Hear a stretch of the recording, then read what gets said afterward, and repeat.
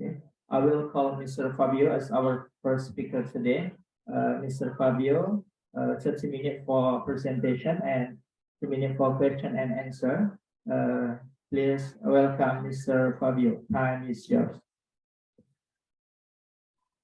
Okay, thank you.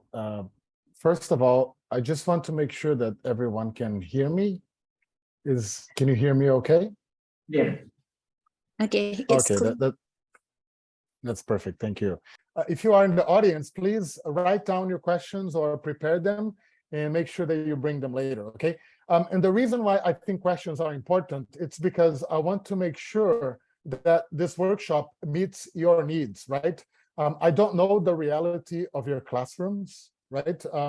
I don't teach in Sumatra. So by you asking questions later on, it helps me personalize this workshop for you and make it really more interesting and more applicable to what it is that you do. Okay, so let's get started. I will share my slides with you here. And so we're going to talk about principles for language teaching. And why am I talking about?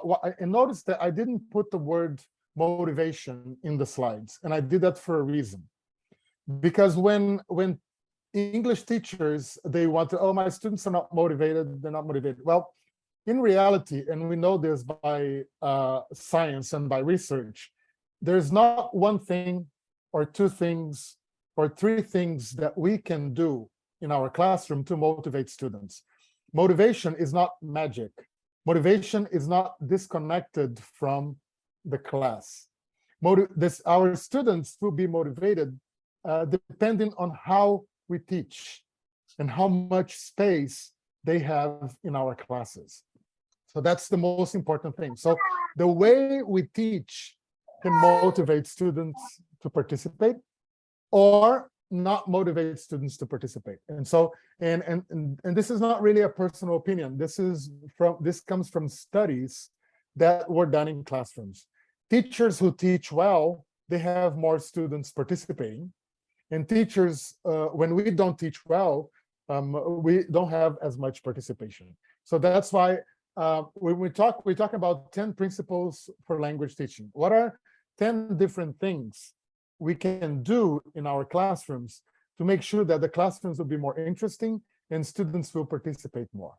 Okay, so that's the goal here. So we're going to connect motivation with pedagogy, with how we teach, because that's the most important thing. So the big question here is, what can I do in my classroom in terms of how I teach to invite students to participate more? Okay, so that's what we're going to be talking about. So the very, very important main point here, principle number one, make your class comfortable and enjoyable. Why am I saying this? Because even today, we find students who feel nervous when they go to a language class. I had students before coming to my class, and they were nervous about studying English. Okay? And sometimes I had students who are afraid that I'm going to call them to participate and their English is not good. Okay? So students, they come to a language class with many different expectations. So the most important thing, nobody will participate in a class if they don't feel comfortable and if they don't enjoy the class. And so if you look at the picture in the slide, you will see a teacher that doesn't look very nice, right? With her arms crossed, that's not very nice to students. And on the board, you have the word test. So that's not something that will welcome students, right? So if you arrive in class and there's a test, the teacher is not looking at you nicely, and the teacher doesn't have a nice posture. It's not inviting me to participate. So that's the most important thing, right? So this is more than just a test. This is more than just the way we talk to students. Like, are we creating an environment that is positive for our students? right? Are we creating an environment where students who know English are comfortable and students who don't know a lot of English are also comfortable, right? So that's the most important thing. So making the class comfortable and making the class enjoyable. Because when that happens, students naturally participate and naturally feel included, right? That's principle number one. And principle number one is connected to the second principle, which is principle number two, which is to know your students. There's many things we can do to know students. And I know this can be difficult if we're teaching too many classes, but we should at least make an effort, right? One thing that we can do, of course, is call them by their names to make sure that they know that we pay attention to them, right? Why is it important to call a student by their name? Because if you use the students' names, they know that they are someone to the teacher. The teacher has acknowledged them. The teacher has an idea or has an understanding that they are there and they're part of the classroom.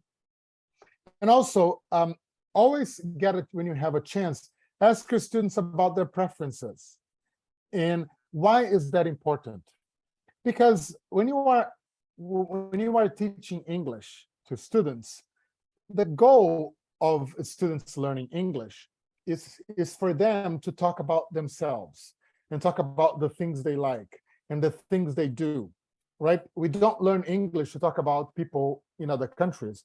We learn English to talk about ourselves with people from other countries, right? But we talk about us. When I speak English to someone, they ask me about what I do.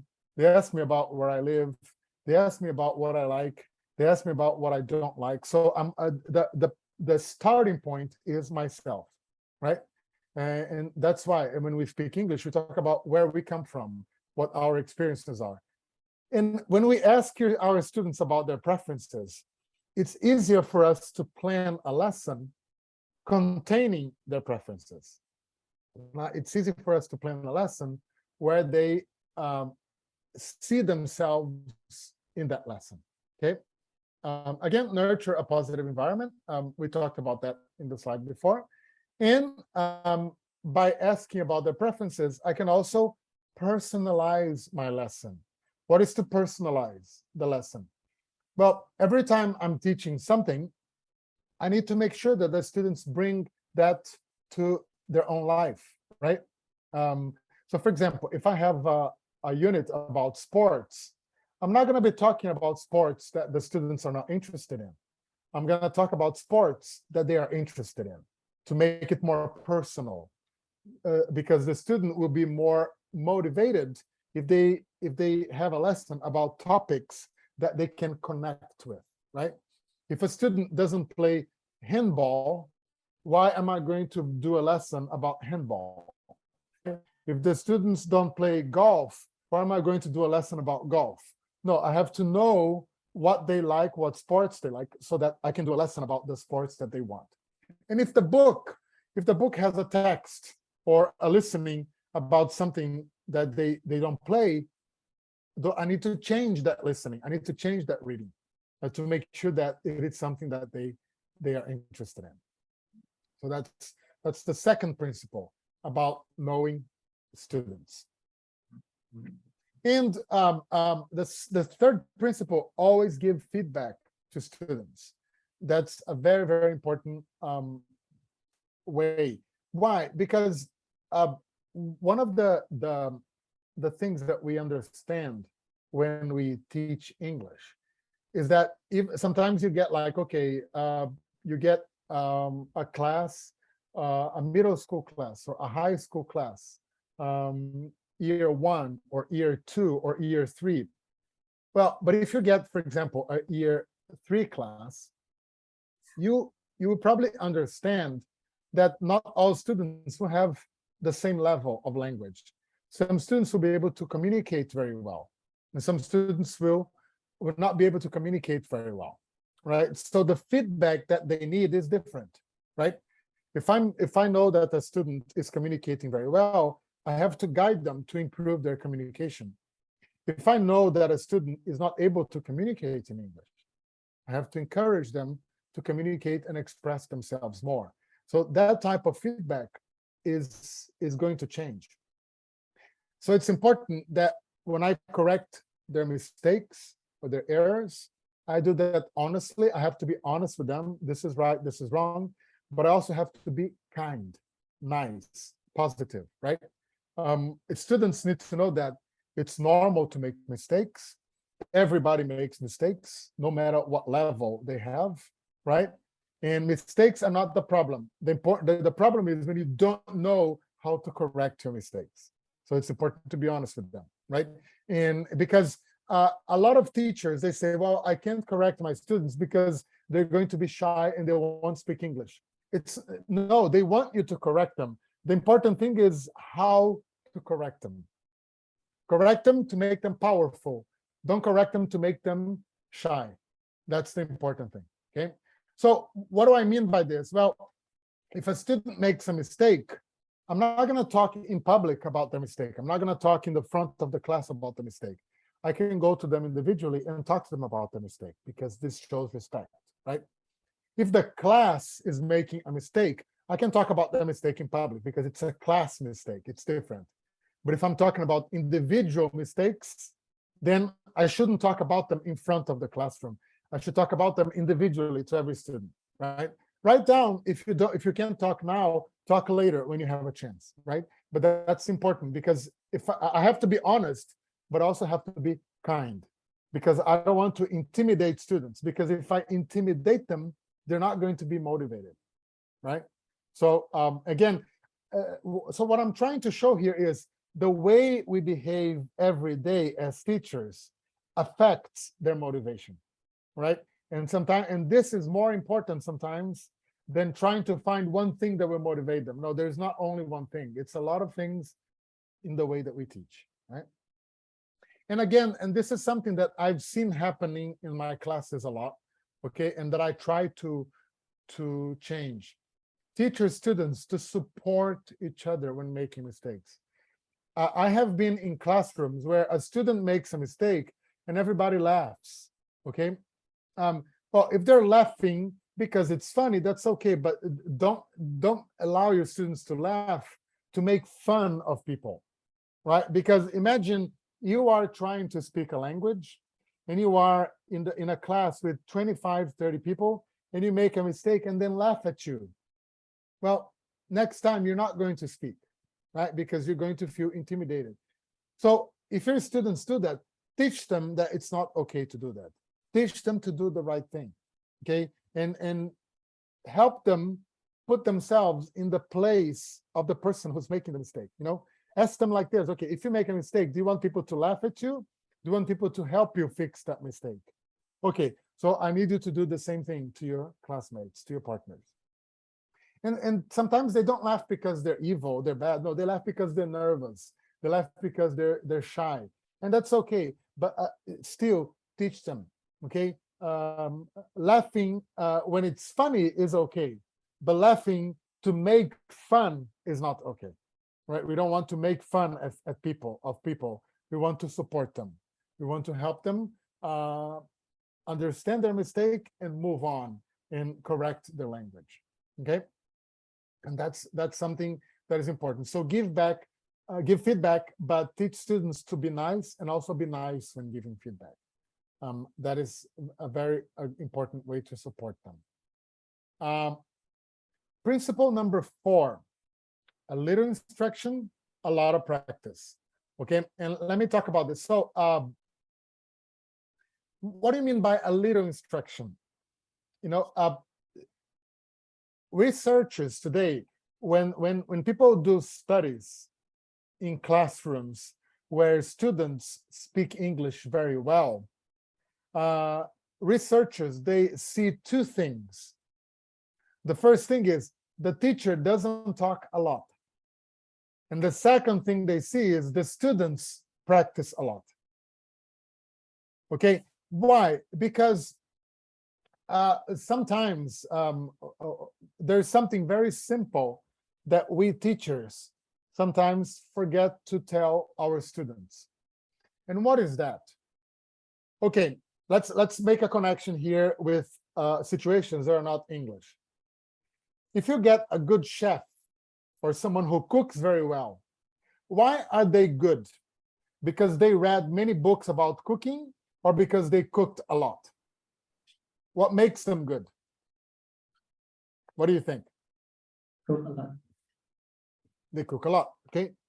If you get a good driver, okay, why do they drive very well? Because they read many books about driving or because they drive a lot? Drive a lot. Drive a lot, okay? So the same logic has to be applied to language. The best speakers in your classroom are not going to be the students who read a lot of books about English. The best speakers are going to be the speakers who speak a lot. The best writers are going to be those students who write a lot. The best listeners are going to be the students who listen a lot, okay? So competence in English has to do with practicing that skill. If a students read a lot of English, they're going to be good readers, but they're not going to be good speakers, right? If students do a lot of grammar exercises, they're going to be very good grammar users, but they're not going to be good speakers, right? So it's important to practice a lot, all the skills, okay? So the teachers ask, but well, I don't have time for that. Well, that's the secret. If you have 50 minutes, teach a little bit, 10, 15 minutes, and get the students to practice for 45 minutes. Because what's going to make the learning is the practice, is not listening to you. That's the important thing, okay? So I have two pictures here, okay? One person is playing basketball, the other one is just studying. Which one is more, based on what we just discussed now, which picture is more connected to learning English in real life? The first or the second?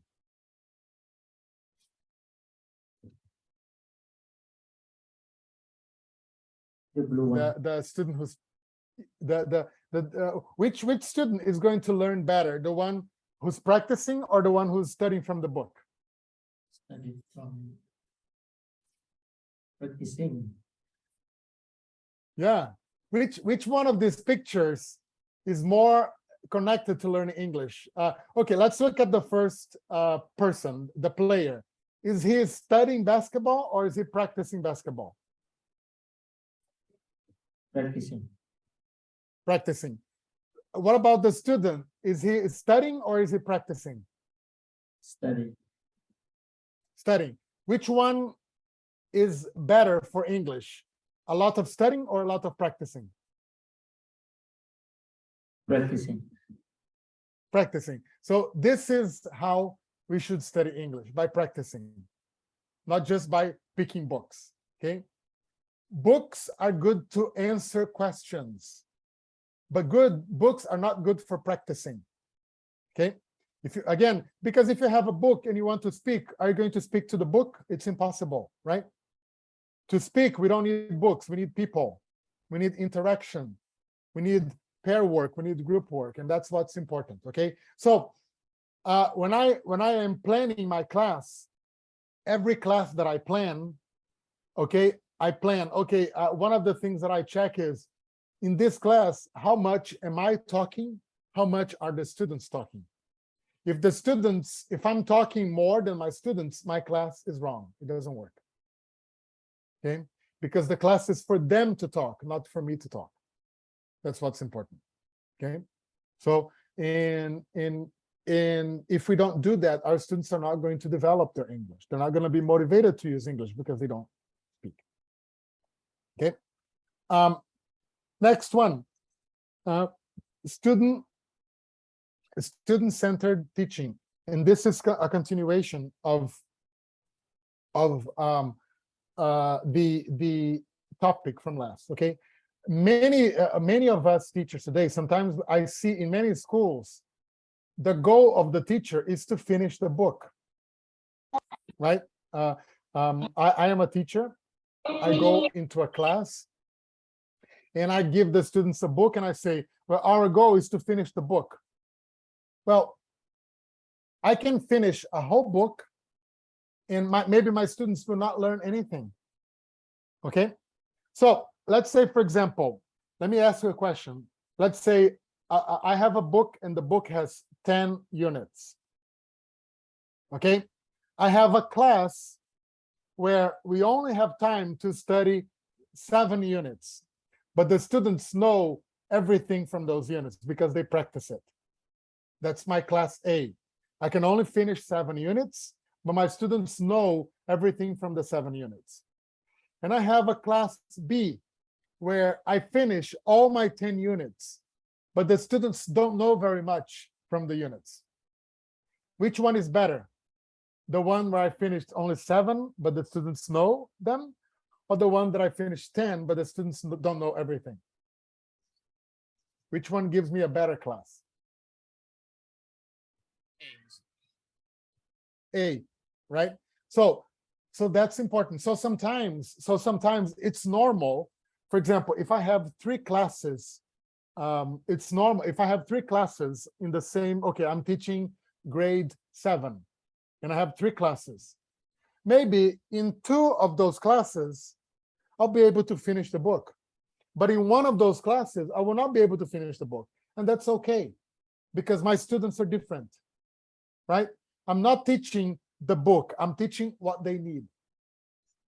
If 2 classes are able to finish the book, that's great. They can do it. Their English is, maybe they came with a better background and I can go farther. Okay, that's okay. But if in one class I cannot finish the book, that's not a problem, because my lesson is not the book. My lesson is what they're learning. That's what's important, okay? But we have to be careful.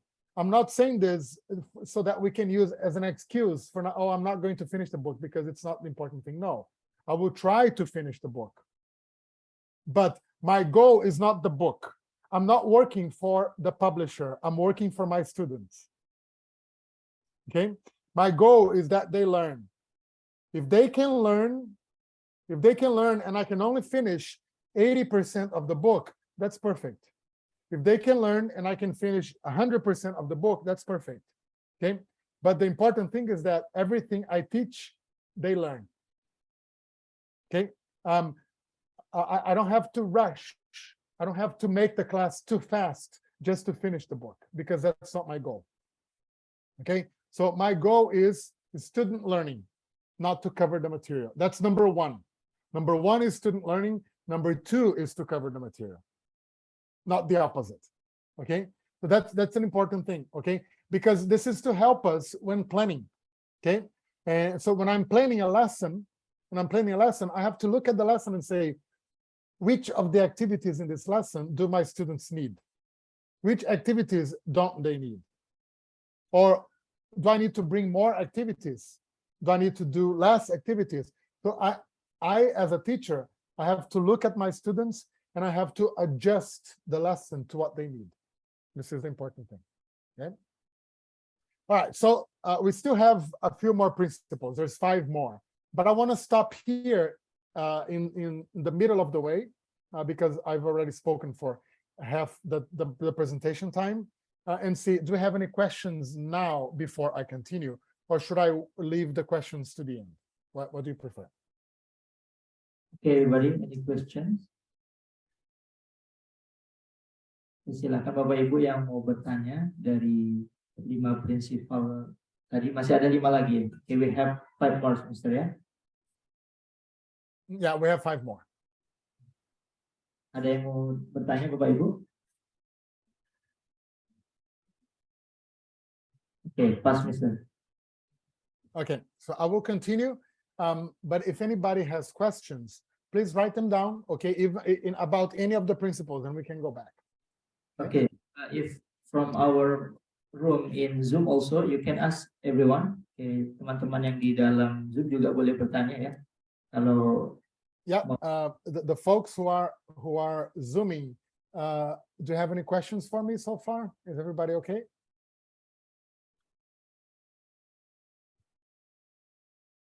The reason why I stop here is because I really want to make sure that what I'm teaching is connected to your needs. So if, for example, I talked about one of the principles, and maybe I didn't talk about something you would like to hear about yet. So ask me, and I can answer the question. I'll continue, but it's fine. It's really up to you. Okay.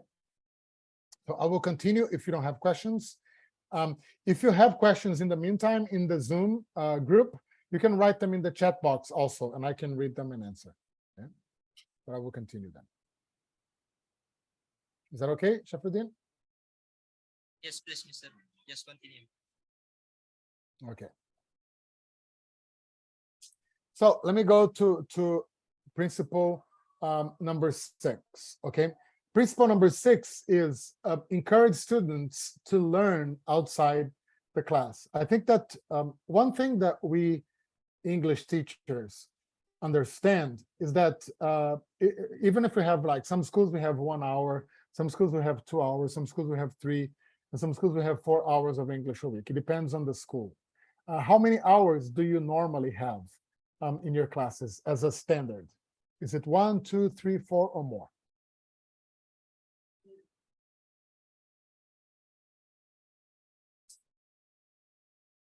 Just so I can have an idea. How many hours of English do your classes have with you a week? About 4 hours, but 1 hour consists of 40 minutes. Okay, so it's about 4 sessions, but each session is 40 minutes, right? Yeah. Okay, so they have about 3 hours. So of course we know that studying English in class for 3 hours, even in a year or 2 or 3, is not enough. Okay, it's not enough to make someone fluent. Okay, so one of the things that I try to incorporate in my lessons, every time I teach a topic, at the end of that topic, I say, okay, here's some extra websites, here's some extra resources that you can use to learn more. It's important to show this to our students. Okay, even you teachers, okay, a lot of you became teachers of English, not because you learned only in the classroom, because you were so interested in the language that you learned outside the classroom, right? That's why you developed your English, and now you are teaching, right? This is your own experience, right? And it's important for us to tell that to our students, okay? And tell them, look, this is how I became a teacher. This is how I learned English, right? And I watched videos, I watched movies, I studied the language, I bought books, I talked to people, I practiced the language, and showed them how they can do it, because just the classroom is not enough, right? And we know that. So some ways that I can do that, I can tell my students about good resources, and that's my first bullet point. Okay, I can give suggestions for independent practice. Okay, if I'm teaching vocabulary, where can they practice that vocabulary? Additionally, if I'm giving a grammar class, where can they practice that grammar? Additionally, okay, I can give homework assignments that are useful for them to learn, right? Because I don't want them to waste time. I want them to do things that are useful. And of course, if I give homework, I need to check their work, because that's the way. So again, another question that I ask myself as a teacher is the homework that I'm giving connected to what I'm teaching, right? Is it helping them develop their English skills? And and those are usual resources. Again, you're going to have access to this that I give to students. Okay, those are 2 very, very good English learning websites for students. And I'll give you a copy of this presentation, okay, so you don't have to write it down. And even for teachers to plan, right?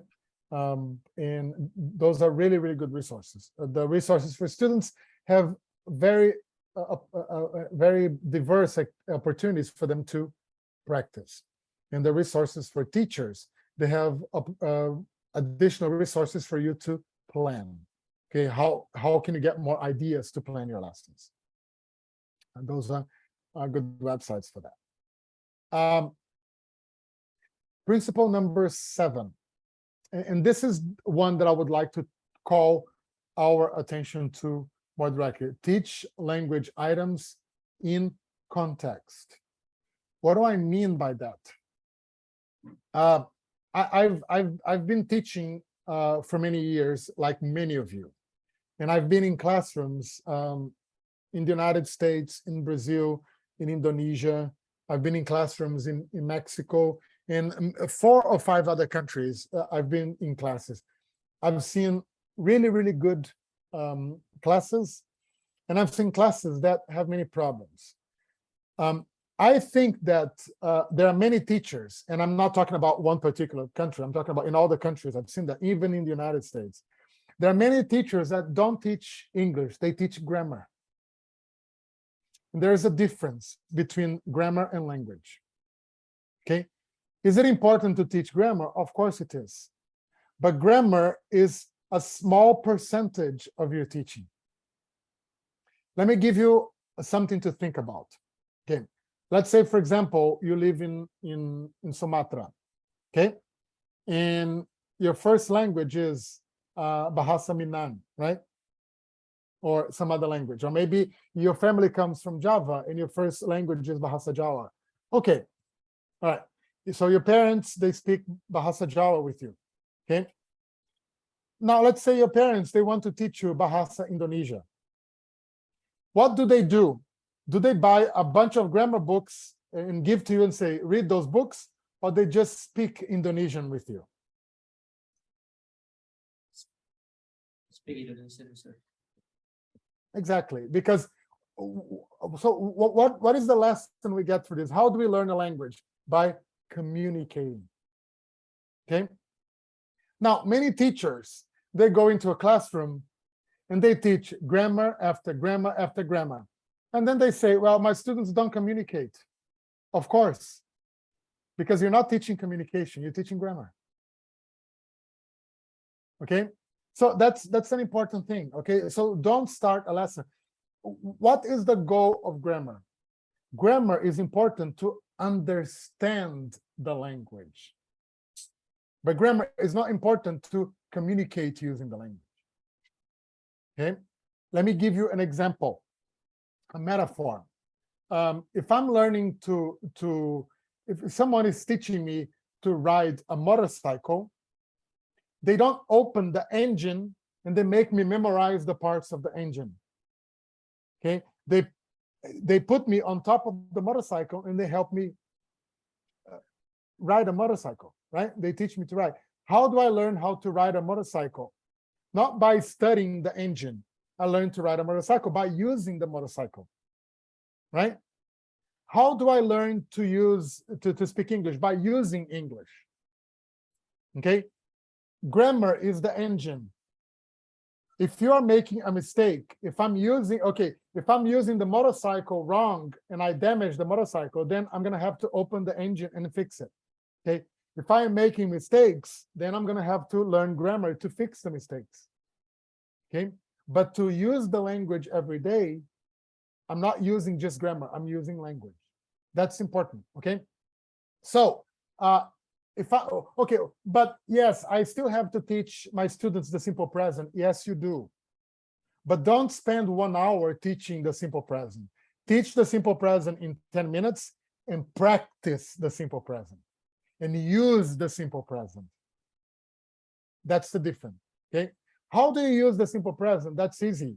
Ask your students about their day. Okay, describe your day from 7 in the morning until 11 in the evening, because I use the simple present to talk about habits, to talk about things that I do every day. So your students should not be talking about do, does. They should not be talking about S in the verb. No, they should be talking about what they do in the morning, what time they eat breakfast, what time they go to school, what time they, because this is the simple present. The simple present is not just the rules.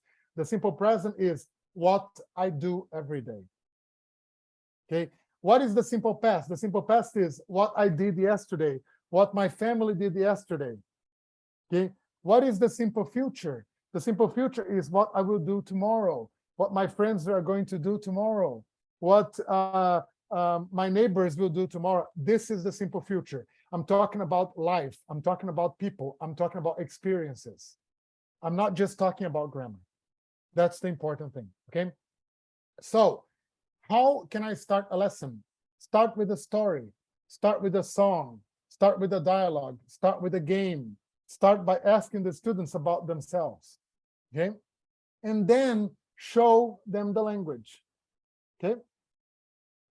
Right, and then show them the language and then explain the language. So for example, let me show you an example from a book. This is a book in English. Look at this book, number 1. What's the goal of the unit here? What's the goal of the unit that you see on top of the slide? Can someone read it to me?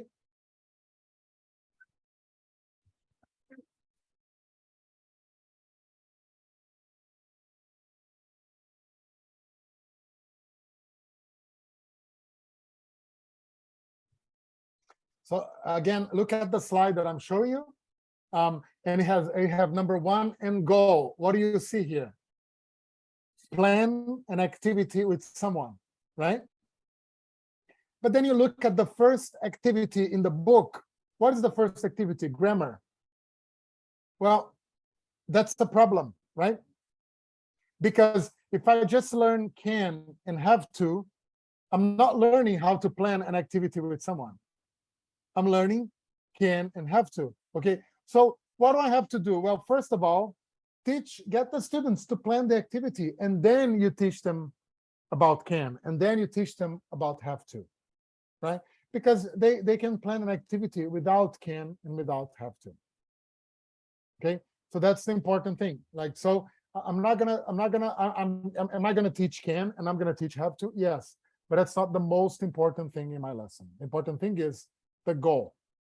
Okay, I can put them in pairs and I say, hey, tomorrow I'm going to have 10 minutes to do a free activity. Sit in pairs and plan that activity. Now, the second moment is, now I'm going to help you to describe that activity in English.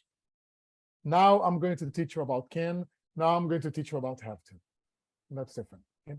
I have a really good question in the chat that Azura, and thank you for putting that question. And she says here, I'm Azura from SMPN, and I'm going to answer the question now because it's important and it connects to what we're saying. She says, I have a question. In my class, English is a strange language where their mother tongue is very dominant. In the class, they speak their mother tongue. It's hard to motivate them to speak or love English. What should I do? Well, first of all, Azura, thank God your students don't know English, because if they knew English, you wouldn't have a job, right? That's number one. That's good. Okay. And if we are teaching English, we are teaching English because the student's mother tongue is not English. So nothing wrong. Everything is normal. Okay. This is your problem, is also my problem, is also everybody's problem. And thank God we have this problem, because if we didn't have this problem, nobody here would have a job. Okay. And every time someone is beginning to learn English, okay, of course they're not going to be able to use English. They're going to use their dominant language. Why? Because they're learning English because they can't use English. So that's normal. There's nothing wrong here. Okay. And in every single class where the students don't know English very well, they're going to be using their first language. Again, that's normal, right? Because they need to communicate. They can't say it in English. So they're going to say it in their first language. So what should I do as a teacher? Well, I should, every time that I ask my students to communicate something, okay, and they communicate it in their own language, then, okay, congratulate them. Okay, good job. You understood my question. Because if you ask them a question in English and they answer in their language, great, they understood the question. Excellent. And you answered the question correctly. Excellent. So there's 2 points. They're excellent. Not only did they understand it, but they answered it well. But they didn't answer in English. Now you teach them how to answer in English, right? So use that opportunity to teach them. Because if they, again, if they don't know how to talk in English, they are not going to use English. So my job as a teacher is, let me plan my lesson so that they can speak English. Okay, so I'm going to go back, and this is what we talked about when we talked about here, right? Again, principle 4, I would ask about my class. Does my class have more instruction or more practice? Because if my class has a lot of instruction and little practice, then my students are not going to be able to express themselves in English. They're going to use their mother tongue, okay? Because if I want them to use English, they'll have to include more practice in English, right? What's my goal? Is my goal to cover the book, to finish the book, or is my goal to create opportunities for them to learn and use English? That's principle 5, right? And so again, that's how I want you to understand. That's why I'm talking about those principles, because if I don't cover those principles, if I'm teaching only grammar, if I am just giving instructions in my class, if I'm just finishing books, then my students are going to have these problems all the time. So the problem that you described here, it's perfectly normal, okay? When you begin a class, when you begin a year, of course, okay, the first month of class, of course, students are going to use very little English because maybe they don't know the English. But as you keep on teaching, right, the students should be using English more and a little more and a little more. And the most important thing is, from the beginning of your year, this is the question that I ask myself, okay? From the beginning of the school year until the end of the school year, are my students using more and more English? Yes. So what I'm doing is right. If from the beginning of my year to the end of my year, the students are not using more English, so there's something wrong with the way that I'm planning my lessons. That's an important thing, okay? Because it's not the students, and if this is happening to my whole class, so it's not their problem. It's probably the way that I'm teaching. And this is how I have changed my own lessons. So give them opportunities to practice, give them opportunities to talk, explain to them, hey, now in this next 5 minutes, I'm going to give you an opportunity to speak. Make sure they know how to speak, make sure they know how to use the language, because they're not going to speak English if they don't know the language that they need to express themselves. Very good question, Azura, and because it connects to everything that we have talked about so far, right? Again, the motivation is not going to come from one thing. It's going to come from many things that you do in your class, okay?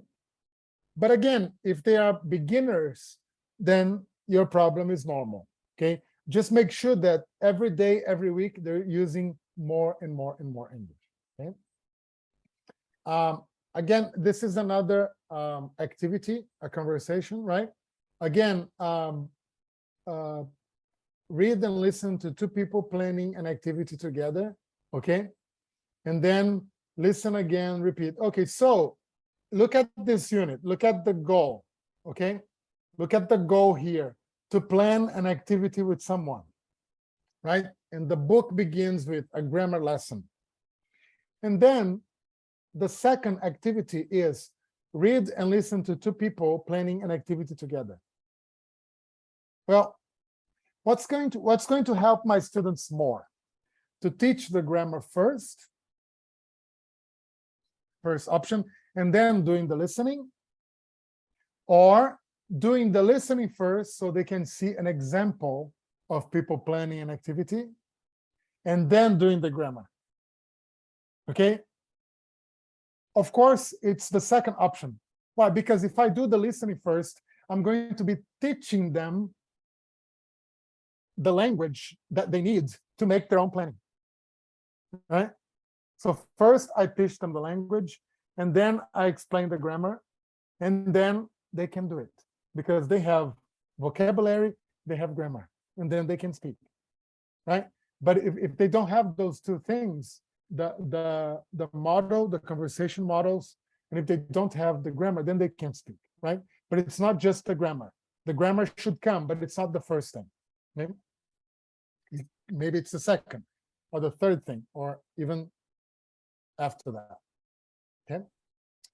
Let me go to, I hope this is clear, okay? Azura, if I didn't answer your question well, please ask me again in the chat box, and I'll be happy to help you out more. Principle number 8, use interesting and relevant materials, okay? And this is something that I'm going to tell you that I personally experience. Normally, when I'm teaching a lesson, not everything, or sometimes not even half of the activities in the book are good activities for my class, because my students are not interested in them. Okay. And or sometimes the activities in the book are not relevant to my students' culture and community. Sometimes it's not even culturally appropriate. Let me give you an example here. The next slide, okay? Okay. Azura, I see your answer here. It's clear. Okay, I'm glad that I was able to answer clearly. Thank you for your feedback. This is an activity that I can do with the class. What items are missing? What items are irrelevant in Indonesia?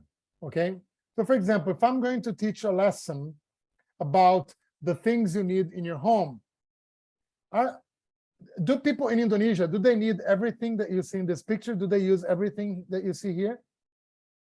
In a normal home, if you go to a normal home in Indonesia, which one of those objects are the students not going to be using?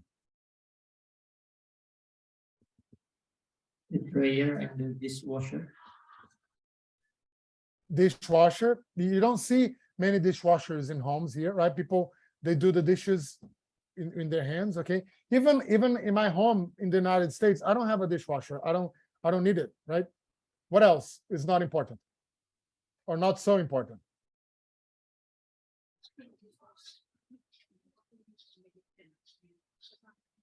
What do you think? What is another object that you say maybe that's not so important?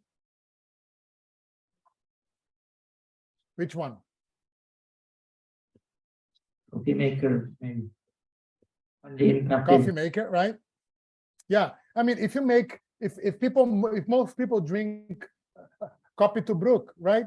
Why do they need a coffee maker? Right?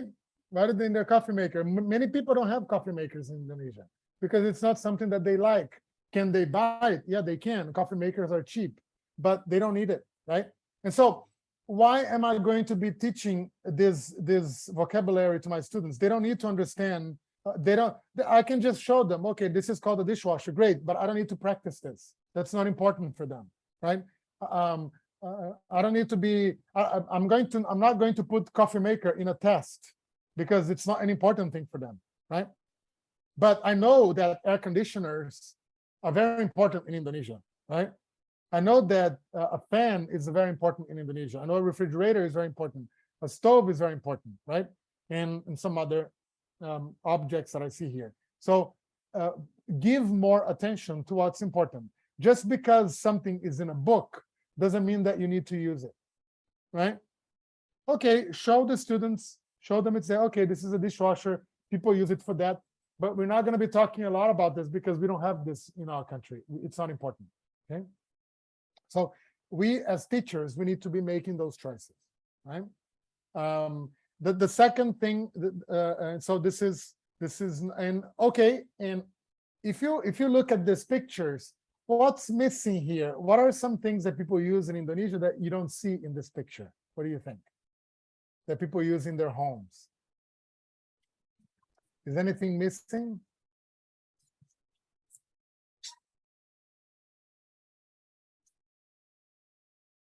Any guesses?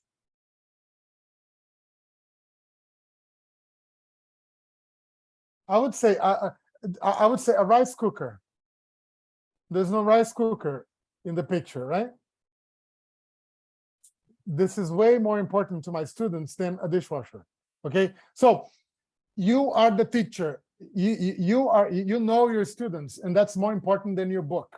So if your book is not complete, change it. If your book is not complete, modify it, okay? Add something, remove something, because you are the teacher. You know the reality of your students, and you need to be making those choices, right, for them. There's another situation here, okay? I'm going to do a unit about cars. Well, if my students, maybe those cars are not cars that you see in Indonesia, right?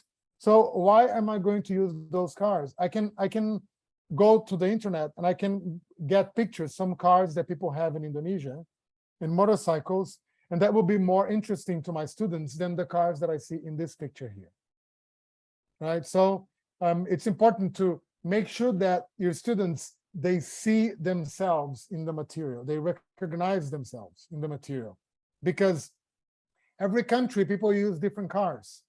And I want my students to talk about the things that they see. I want them to talk about things that their parents have. I want them to talk about things that their families use, not things that people do in other countries, okay? Because that's not so important to them, right?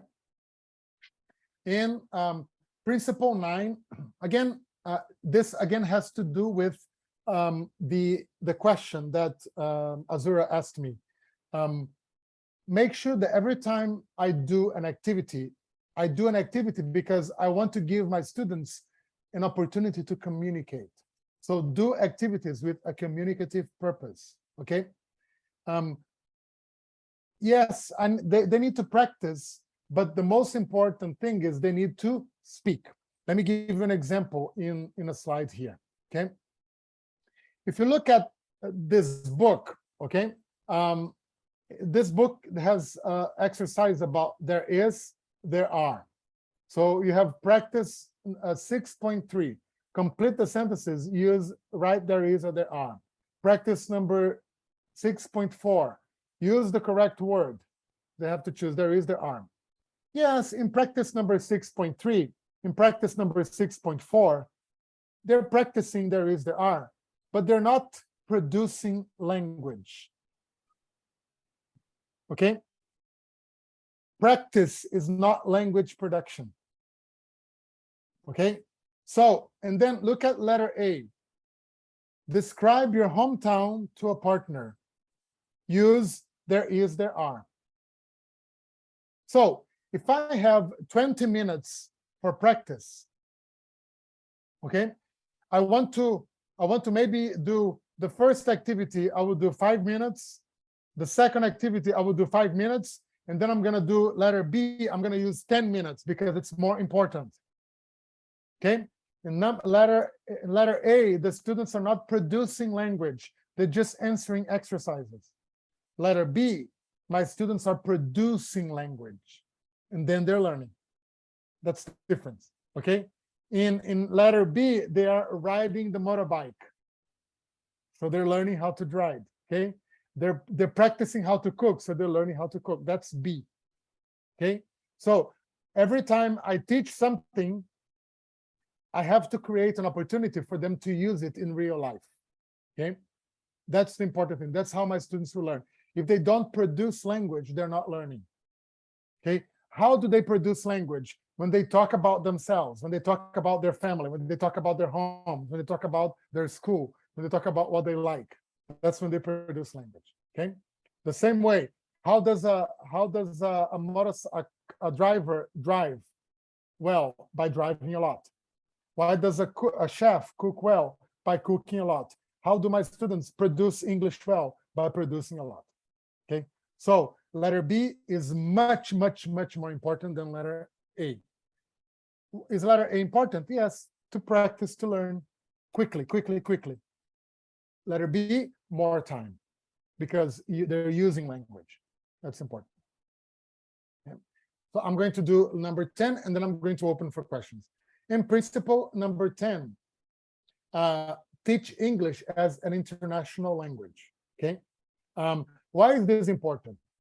Because it's important to tell students today that I'm not teaching my students English because I want them to become American, because I want them to become British, I want them to become Australian. That's not the point. I'm teaching them English so that they can talk about Indonesia to people from other countries. I want my students to learn English because I want them to represent Indonesia to people internationally. Okay? Because this is not about teaching them to be a different culture. This is about giving them a tool so that they can be themselves internationally. That's the goal. Okay? So let me get you to answer this quiz here. In the world today, there are more. So what do you have more of? Do you have more native English speakers or more non-native English speakers? What do you think? What's the right answer? A or B? Non-native. Non-native, okay. So there's more people speaking English today. They're not native speakers. So English does not belong to native speakers. English belongs to everybody who wants to speak it. Okay? English is not the property of native speakers. Anybody can learn it, right? And which of the countries below has the highest number of native English speakers? What do you think? Nigeria, Ireland, or New Zealand? What's your guess? Guess. A, B, or C?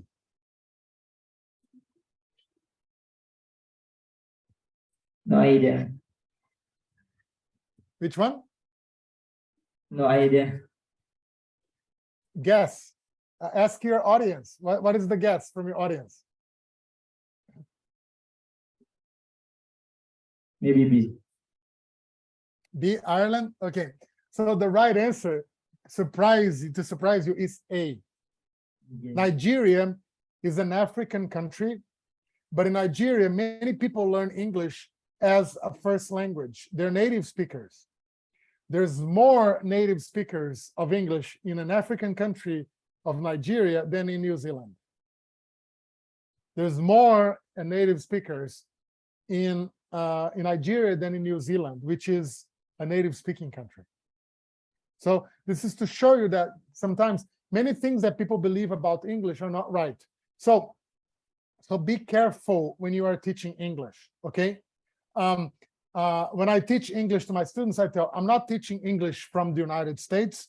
I'm not teaching English from the UK. I'm not teaching English from Australia. I'm not teaching English from Singapore. I'm teaching English, the international language. Okay, that's the important thing. Okay, so if your students use English pronunciation, perfect. If they use American pronunciation, perfect. If they use Indonesian accent, perfect, as long as they speak clearly. My job is not to make my students American, is not to make them British, is not to make them Malaysian, is not to make them Singaporean. My job is to teach them English. They can have the accent that they want. The important thing is that they need to speak clearly so that people can understand them. The best accent is a clear accent, okay? And a clear accent can be Indonesian, can be New Zealander, can be Australian, can be Singaporean, can be Indian, can be any accent you want, okay? I'm not teaching accents, I'm teaching English. That's important, okay? I don't want them to talk like Americans. I don't want them to talk like British people. I want them to talk clearly and correctly. That's it, as a teacher, okay? So it's important so that they can value their culture, they can value their own history, right? And I want to make sure that my language will be useful to them, the language that they learn will be useful to them, and they are going to feel empowered, okay? Again, remember, and I always teach my students, okay, you are learning English because I want you to be, if you want to be an engineer, you can have an international career if you want to. Or if you want to be a doctor, you may be able to have an international career. If you want to be a teacher, you can have an international career. But I want you to be yourself. I want you to be, if you are Indonesian, if you are Sumatran, if you are Muslim, if you are, you know, a man or a woman, none of this is going to change. You're just going to be expressing yourself using English. That's my message to my students. Thank you, and let me stop here and ask if you have any more questions for me.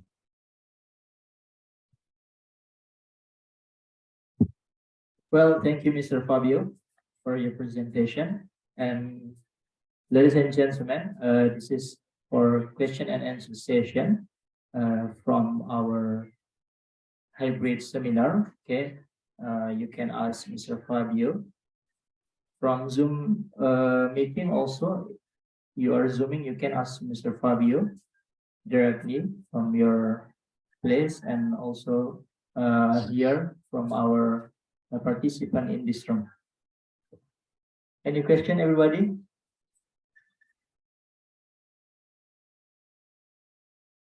Yes, Ms.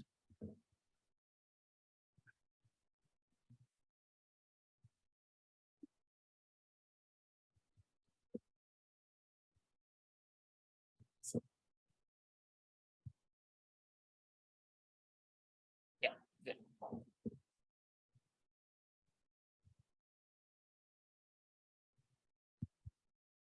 Hello, Mr. Fabio. How do you do? Hello. I'm Emma. Hello, how are you? Fine, thanks. I'm Emma from Sorek 2 Junior High School. I want to ask you how to encourage students when teaching in the afternoon, maybe about 3 p.m. Because the students are already tired after almost the whole day at school. Sometimes we have problems because the students are already tired. It's hard for me to teach them at the time. Thank you, Mr. Babu. No, no problem.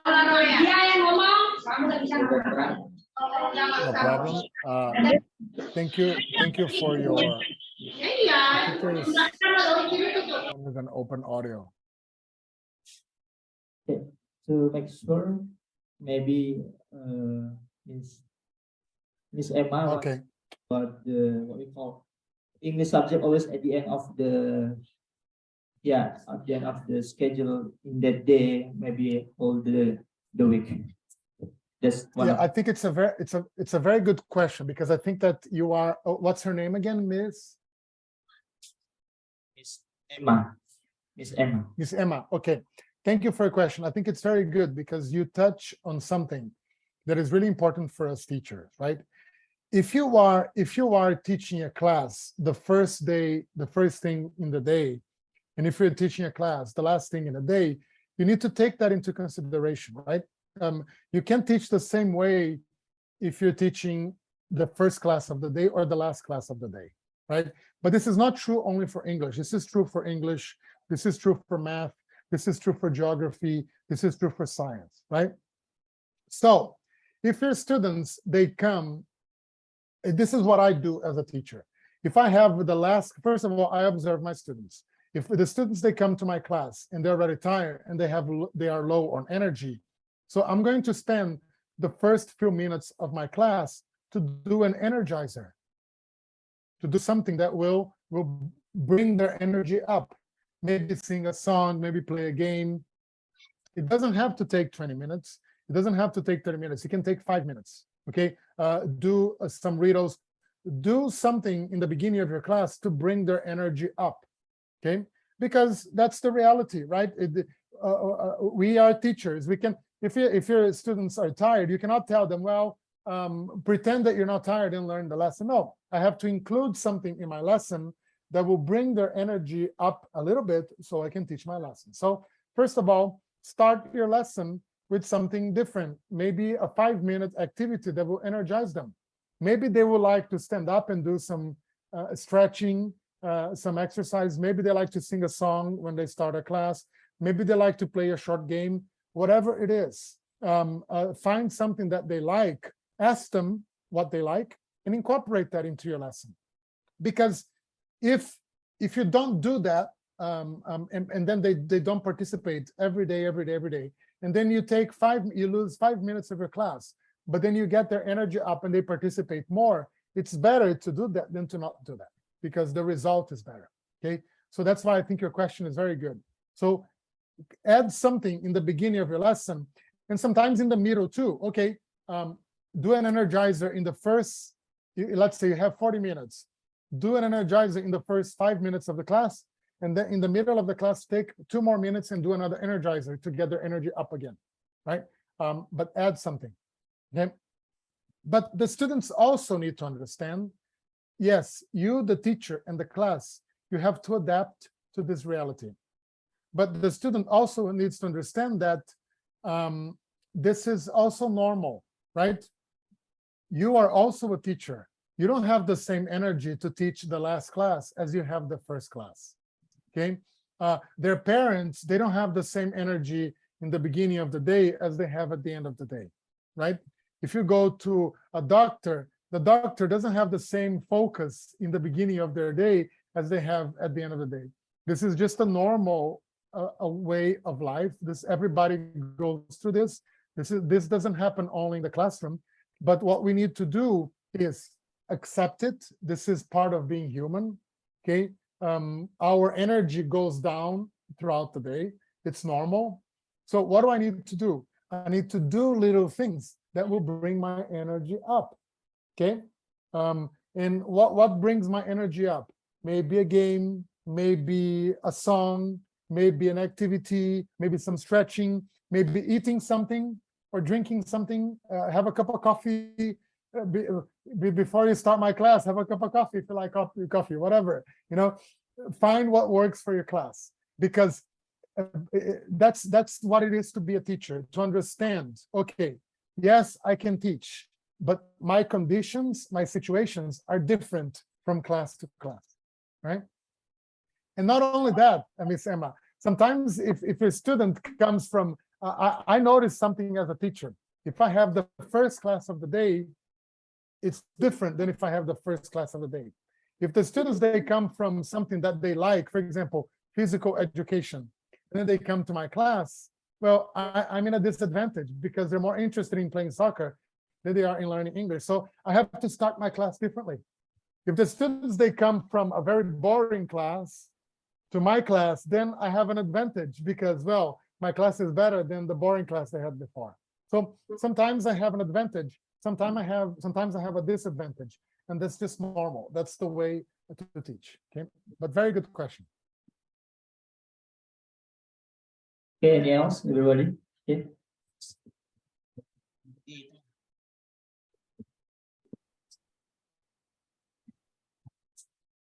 Hello, Mr. Fabio. Good morning. Hello. I'm Gusta Diana from SMPN 3 Pelalawan. Maybe I have some questions for you.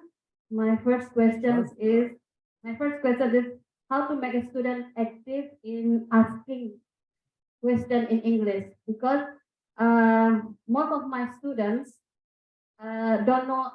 They don't know English in every single word of English, because they never learn English at elementary school, and I teach in suburban area, not in urban area. So the lack of information about English. So that's my obstacle in English. That's why my lesson in school, in teaching, is I am the center of the lesson, because my students don't know English at all. Well, so let me answer the first question first. How to and make then you can my ask the student second. active? How to make my student active in asking question in English? Because Okay, great. So let me. and yes. Okay. And So yes, I understood the question. Okay, let me answer the question, because I think it's a very, very good question that you brought. First of all, okay, if a student is asking questions, they want to ask questions. In my opinion, it doesn't matter what language they want to, because guys, I'm going to be honest with you. Okay, if you are teaching English and your students don't know English, and you are expecting them to use English the whole time in the classroom, it's not their problem. The problem is your expectation, right? It's not correct. I mean, imagine if okay, I know nothing about Russian. Imagine if I start learning Russian tomorrow and my teacher tells me you can only ask questions in Russian. I'm not going to participate. I'm not going to participate because I can't. I can't use Russian. This is not correct, okay? We can't tell that to students because we are not using English to empower them. We are using English to make them suffer, okay? And if they suffer, they're not going to like English, okay? So if first of all, in my classroom, if a student is asking a question, they can ask in English, they can ask in any language that they want. Now, how can you teach them to ask questions?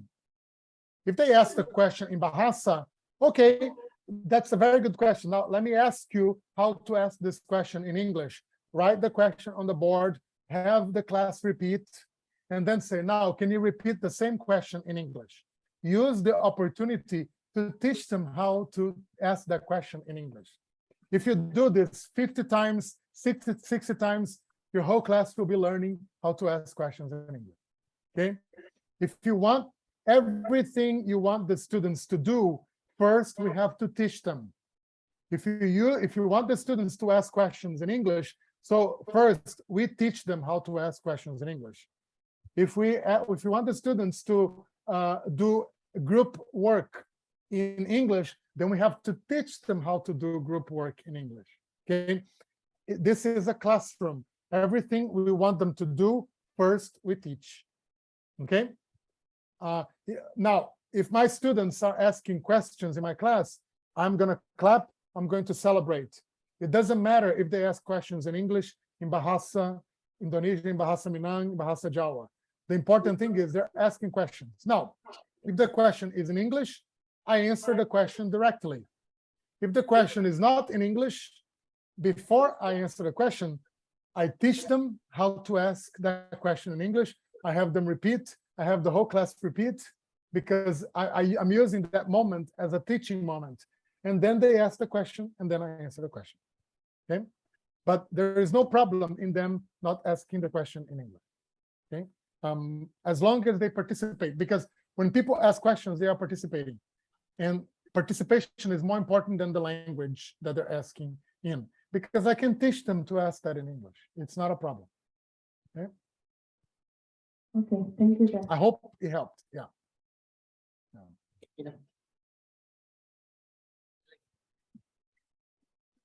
Ada lagi? Okay, one more. Okay, maybe it's just my as you said that teach English as an international language. As we know that there is a slang language. Do we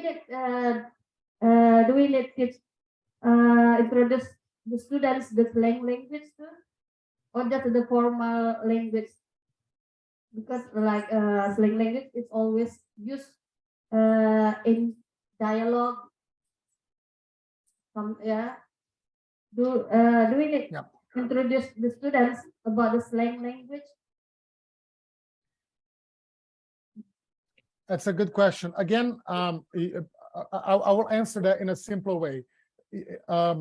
Teach the language that people see in the different world. If the students are talking to people in the streets, they're going to use slang, they're going to use expressions. If the students go to a classroom in English, they're going to use formal language. So what I teach in the classroom should represent real life, right? So if they're going to see slang in real life, then I need to teach them the language from real life. If they're going to see formal English in the classroom, in tests, in books, on television, then I need to teach formal English, because there's no separation between slang is English, just like formal English is everything is English. It's like Bahasa Indonesia, like the Bahasa Indonesia that you use in a university classroom is not the same. The vocabulary will change a little bit if you use Bahasa Indonesia in a supermarket or in the streets, but it's still the same language, right? But this is true in every language. Like if I talk to my boss, I don't use the same words and I don't talk in the same way that I talk to my best friends, right?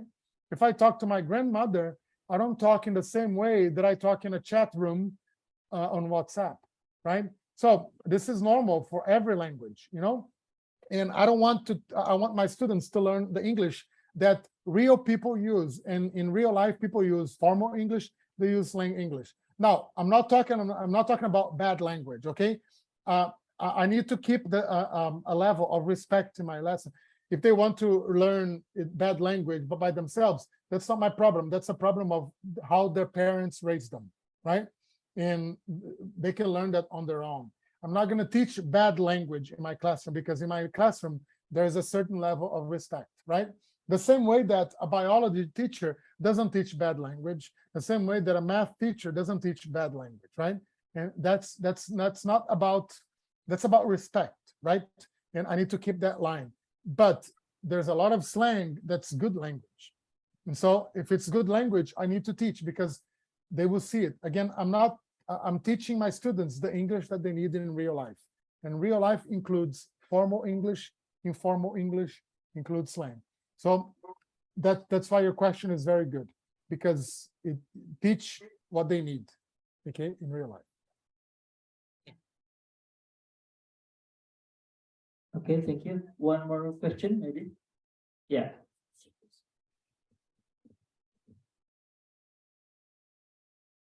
Maybe better stand up. Yeah.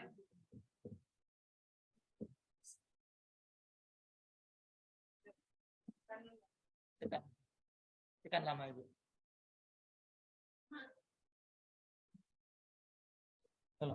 Okay.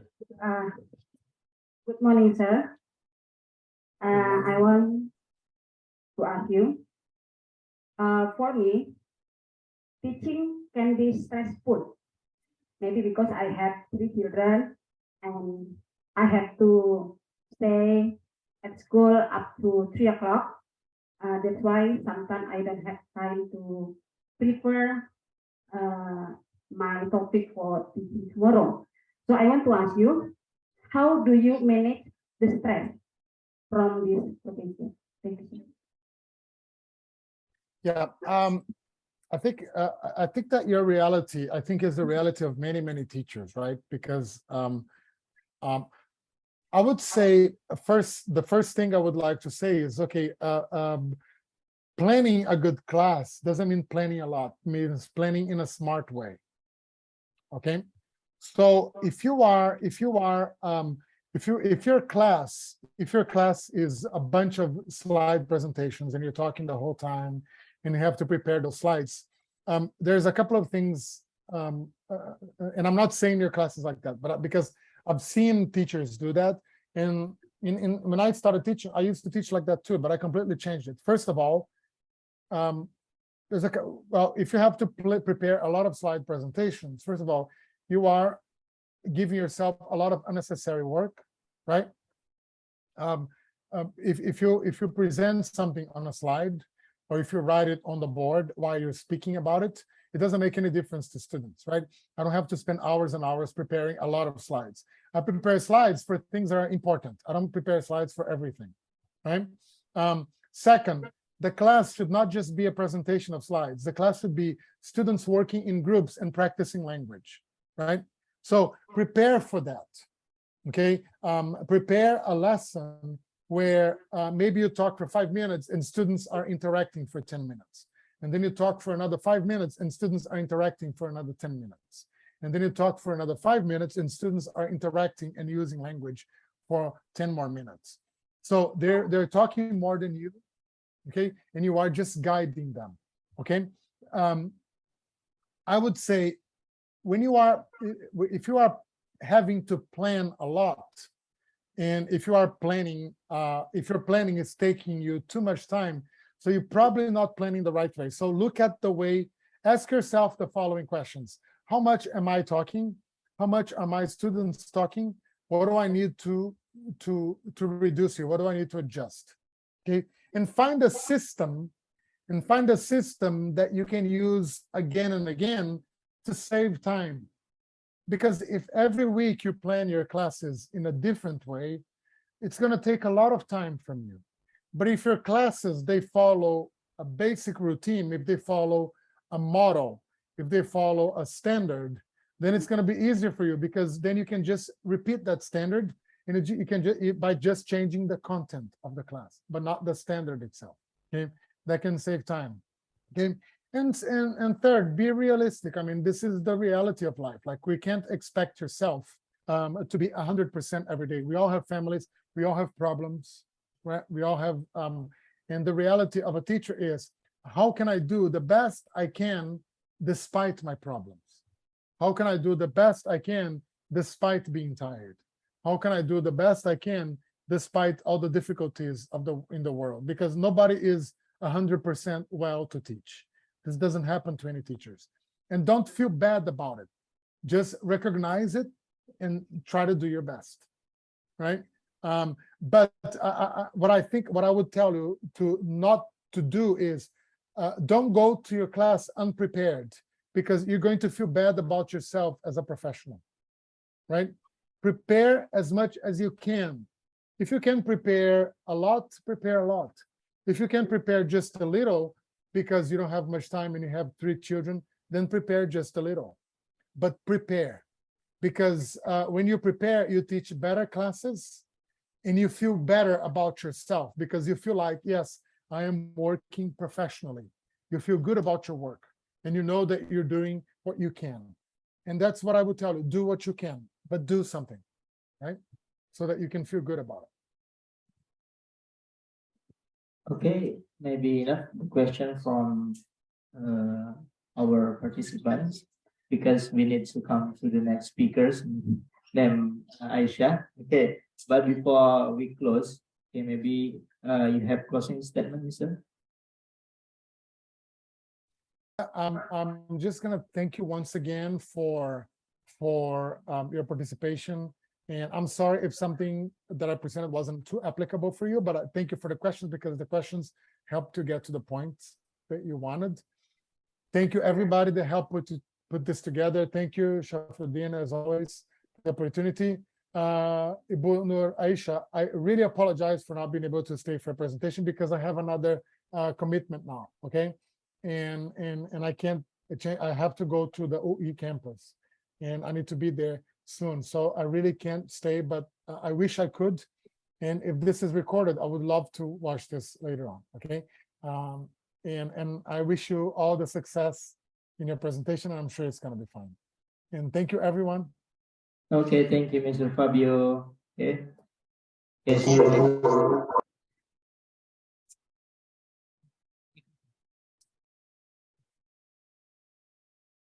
Okay.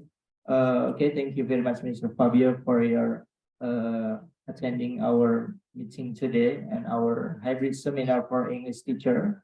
Okay, the principle for language teaching motivation.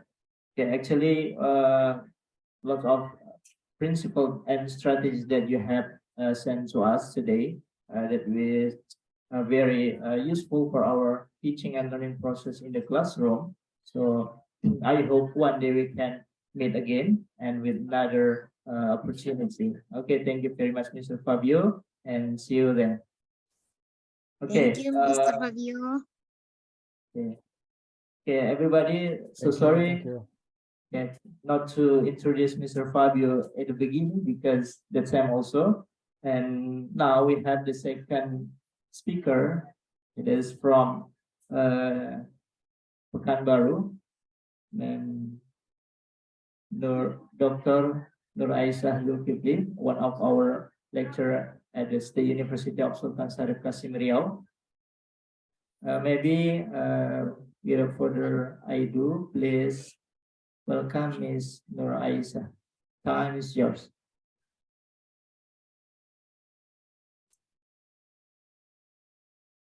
Baik, bismillahirrahmanirrahim. Assalamualaikum warahmatullahi wabarakatuh. Rabbi israhli sadri wa yassirli amri wahlul 'uqdatam min lisani yafqahu qawli. Rabbi zidni ilman warzuqni fahman. The honorables, thank you for coming, Mr. Fabio, and thank you for sharing the information and knowledge for today. Maybe it's my turn. And Bapak Ibu guru SMP, is it SMP Syafruddin? Yes, ma'am. Yes, SMP at Pelalawan Regency. Good morning everyone. Udah ngantuk ibu-ibu? Tak kedengaran suaranya nih, Bu. Saya nunggu undangan aja nih, Bu. Nunggu undangan ke sana aja. Kalau Mr. Fabio jauh, it's far from Pelalawan, yes, Mr. Fabio. Okay, actually, based on the information that I got from Chef Rudin, for the presentation today, only present by Mr. Fabio, but my job today is to inform you that based on the information from Chef Rudin, actually, MGMP or Teaching Forum have a schedule every month. It seems like in Pekanbaru, I have joined for MGMP SMA. Pekanbaru, they have a schedule for every month actually on Saturday morning till afternoon. They the native speaker or the keynote speakers come to the forum and then they discuss relate to the topic presented based on the MGMP requirement. So this is time for me to discuss. Actually, based on the topic today, I have make a PowerPoint, but it's depend on us whether that we discuss about the what do you call that, the motivations, or we discuss about the next schedule. What is it? I have a PowerPoint to discuss. Suara mic-nya belum hidup tuh Safrudin. Apa mikrofon yang di Zoom? Saya tak dengar. I think we can ask the floor. Okay, how about the time, everybody? Just go on with the presentation or a little bit explanation about our next workshop with Wins Scario. Gimana Bapak Ibu? Lanjut atau sedikit penjelasan dari PBI Wins Scario untuk workshop kita tentang asesmen di pertemuan yang akan datang. Lanjut dulu. Oke, kita lanjutkan, Mem. Oke, nanti juga kalau seandainya waktunya juga kita masih ada waktu, jadi ya I will tell you if the time is not enough. Oke. Okay, thank you Mr. Syafruddin. Baik Bapak Ibu, nih di monitor saya terlalu kecil nih, tak nampak mukanya, yang nampak cuma Ibu jubah warna merah. Udah sarapan tadi Bu? Saya nunggu. Oke, udah diputar sama Pak Syafruddin. Baik. Actually, Mr. Fabio have explained to us about how to motivate our classroom. But actually, I just inform you a little bit because you have mastered in the classroom and we have teach more than, I think, more than 2 or 5 years. Is it correct? That's give me time to share.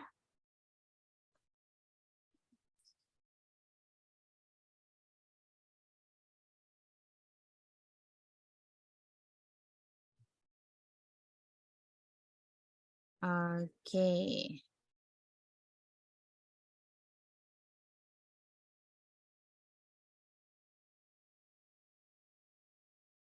Bapak Ibu bisa dilihat PowerPoint saya Bapak Ibu?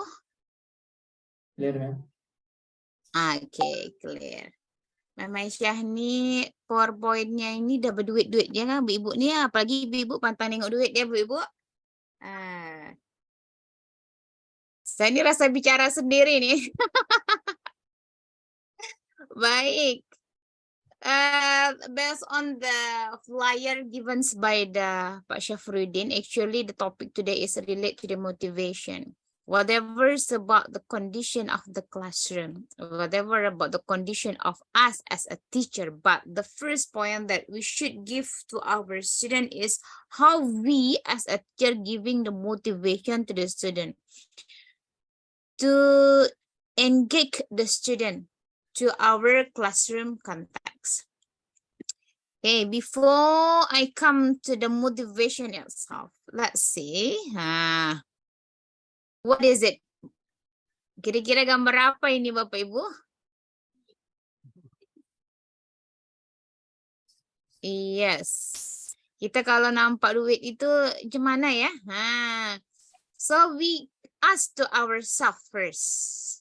Why we teach English? Okay? Why we teach English, whether because of money or because of what?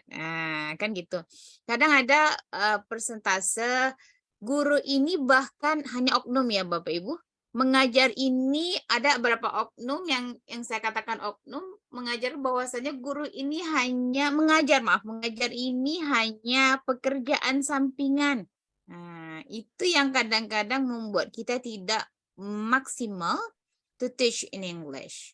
So that based on the flyer given by the Pak Syafruddin, so what is the motivation actually? Motivation is the psychological quality that leads people to achieve a goal. Tujuan kita mengajar itu apa?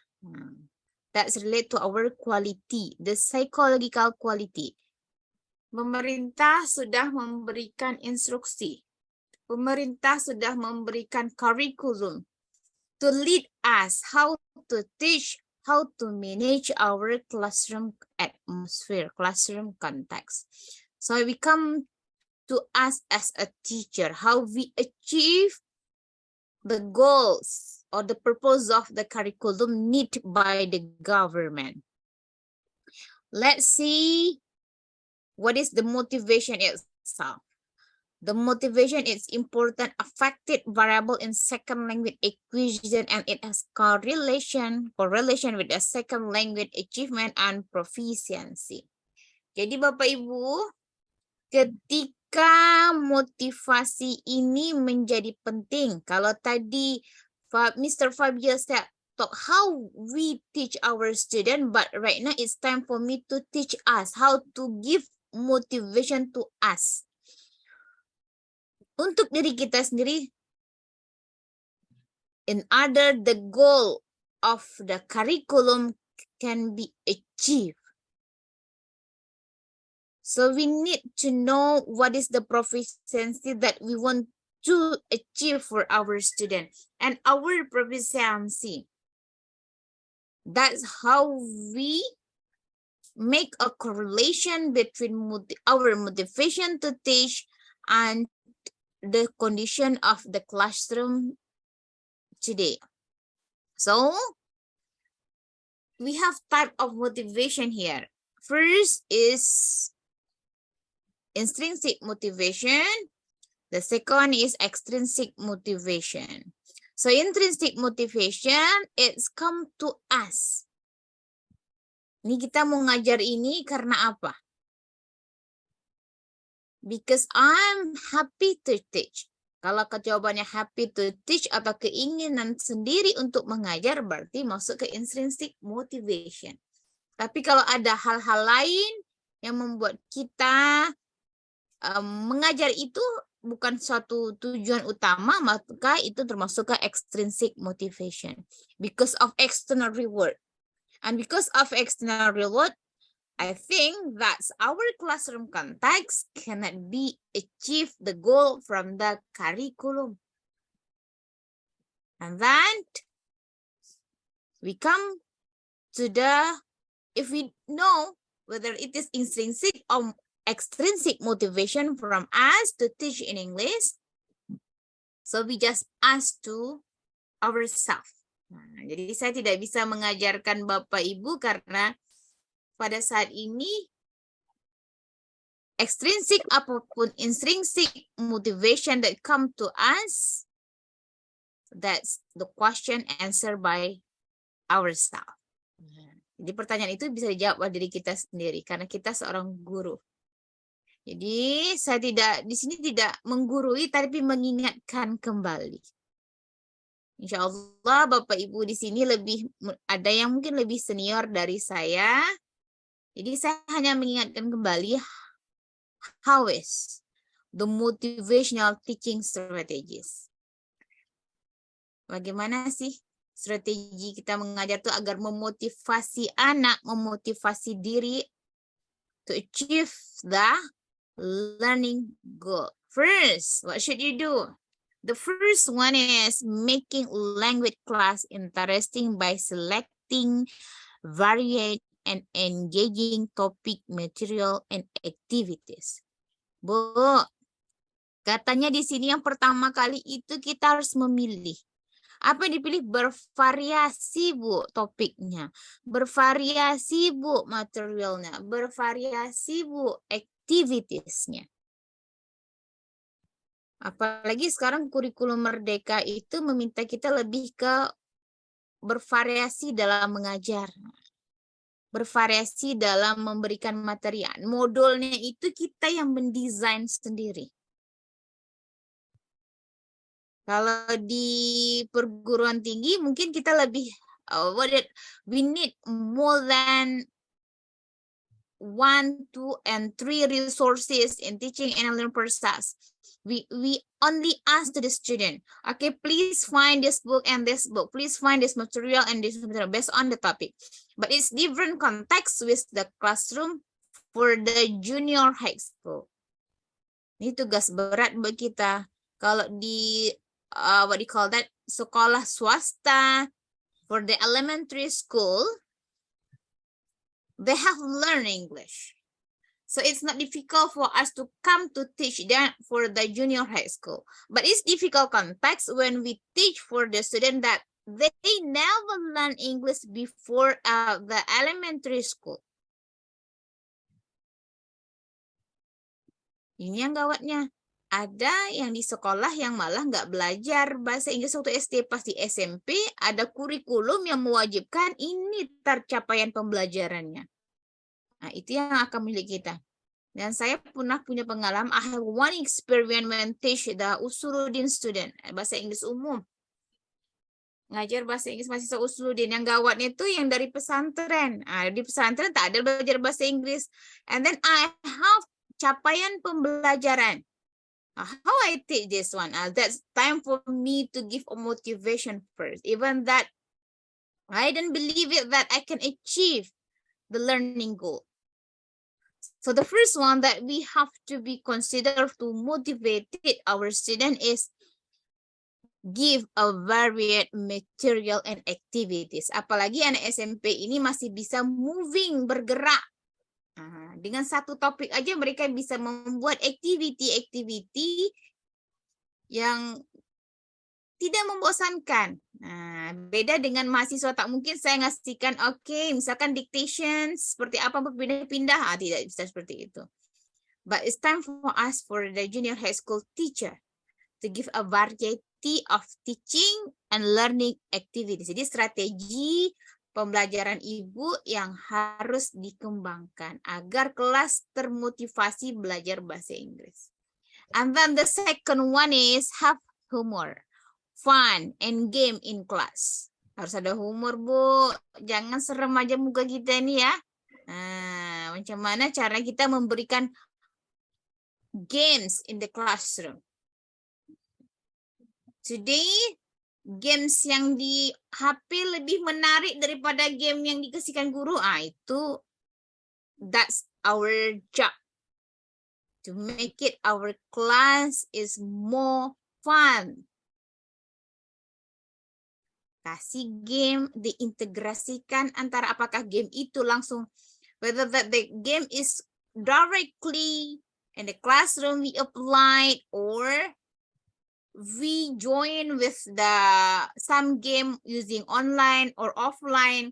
Maybe we can use a project. In Focus kita sudah ada tinggal disinkronkan dengan HP, kemudian kita integrasikan di dalam kelas. That's the way, the second way how we motivate our student.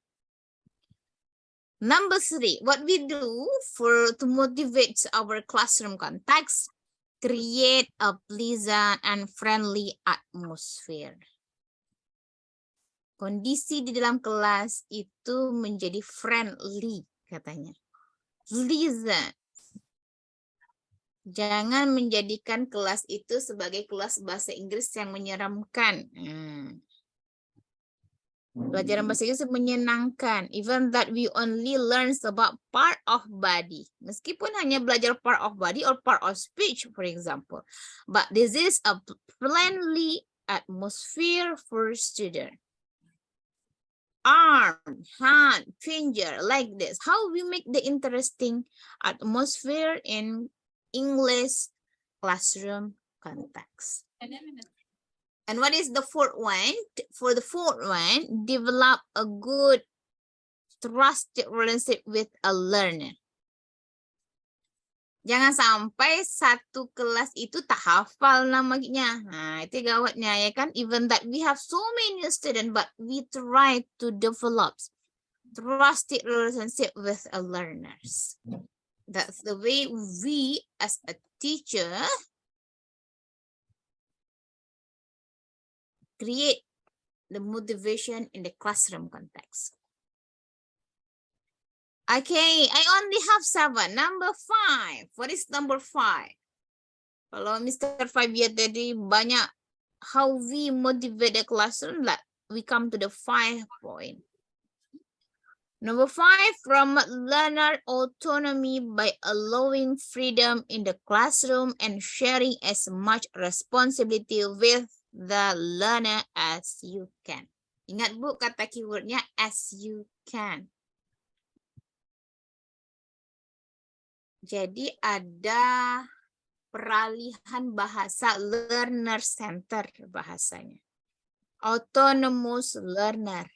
We need the student can learn by himself, by herself to do the exercise, to comprehend the text, to practice their English. But this not means that we lead the student learn by themselves. Jangan dipelesetkan bahasanya.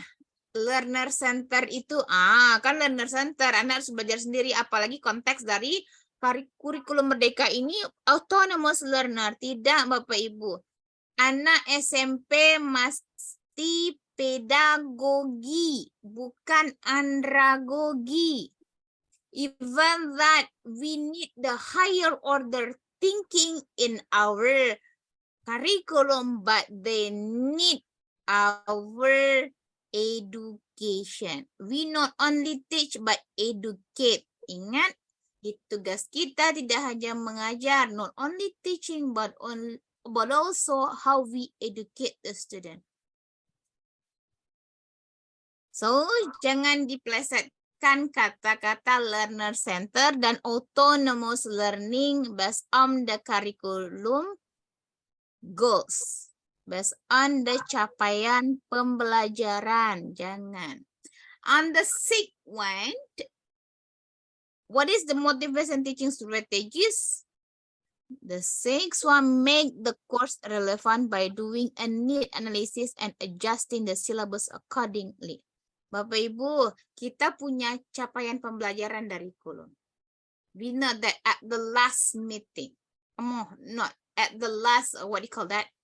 Maybe before mid-task or before the final task. We know that our lesson plan cannot achieve well because of the standard, because of the condition of the student, because of condition of the classroom atmosphere. But it should be analyzed first. Meskipun capaian pembelajaran itu tinggi, kita juga harus consider about the level of the student. So we adjust the syllabus accordingly.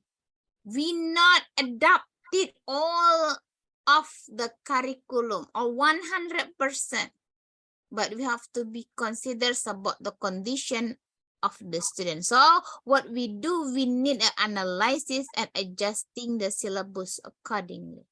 Silabus Bapak Ibu itu bisa direvisi. Jangan karena hanya capaian dari kurikulum, datang pengawas, mana silabusnya, mana modulnya, kan gitu. Sesuai apa tidak, kemudian akhirnya modul arranged by a good arrangement, but the student cannot achieve the learning achievement. Tidak tercapai capaian pembelajarannya, so that's useless, I think. So we have to be concerned about the atmosphere, condition of the student and classroom atmosphere. And then the last one, what is the motivational teaching strategies? For the last one is set a personal example in being motivate and commitment yourself. Teacher as a role models. Nah, itu yang diajarkan Rasulullah ya. Nah, kita sebagai role models katanya. This set a personal example in being motivate and commitment yourself. Ketika Anda bisa memberikan contoh yang terbaik, I know that you have a good knowledge. I know that you have good personality, but now give it the role model as a teacher. Okay. So in this occasion, I just give it the 7 motivational teaching strategies in the classroom. So I hope that we can apply it in the classroom context and make it the student engage in our teaching and learning process. Thank you, Mr. Shafruddin. Well, thank you, Ma'am Aisha.